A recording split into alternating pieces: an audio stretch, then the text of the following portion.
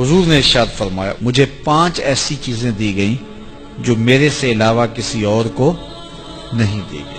پہلی چیز، جب حضور کسی سے جہاد کے لیے نکلتے، مقابلے کے لیے نکلتے تو 1 مہینے کی مسافت پہ ہوتے تو دشمن پہ رعب پیدا ہو جاتا، تو یہ حضور کو شان دی گئی ہے۔ دوسری چیز، میرے لیے پوری روئے زمین مسجد بنائی گئی ہے اور پاک کرنے والی بنائی گئی ہے۔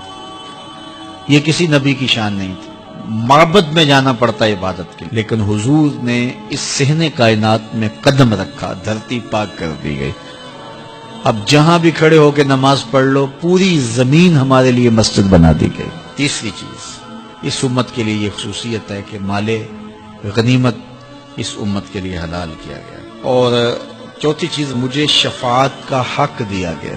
قیامت کے دن اللہ تعالیٰ جل شانہ اپنے محبوب علیہ السلام کو شفاعت کا اذن دیں گے اور حضور شفاعت کریں گے، اور جب شفاعت کا دامن کھولیں گے تو بڑے بڑے گناہگار اس دامن میں چھپ جائیں گے۔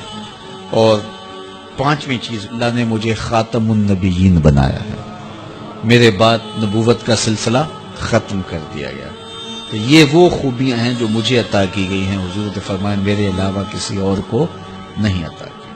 فرمایا کہ میں اللہ کے ہاں خاتم النبیین لکھا ہوا ہوں، رب نے لکھا ہوا ہے کہ میں آخری نبی ہوں، میں خاتم النبیین ہوں۔ یہ کب سے لکھا ہے؟ اللہ اکبر، حضور علیہ الصلوۃ والسلام کی ولادت کے وقت لکھا، 40 سال کے ہوئے تب لکھا، یا پھر جب حضور کا وصال ہوا تب لکھا کہ اب آپ کے پاس کوئی نبی نہیں آئے گا؟ کب لکھا؟ جب آدم علیہ الصلوۃ والسلام کا خمیر تیار کیا جا رہا تھا، ان کے لیے مٹی گوندی جا رہی تھی، میں اس وقت سے پہلے بھی خاتم النبیین لکھا ہوا۔ فرمایا میں پہلی باتیں تم کو سناؤں، دعوت ابراہیم، میں ابراہیم کی دعا ہوں اور حضرت عیسیٰ کی بشارت ہوں۔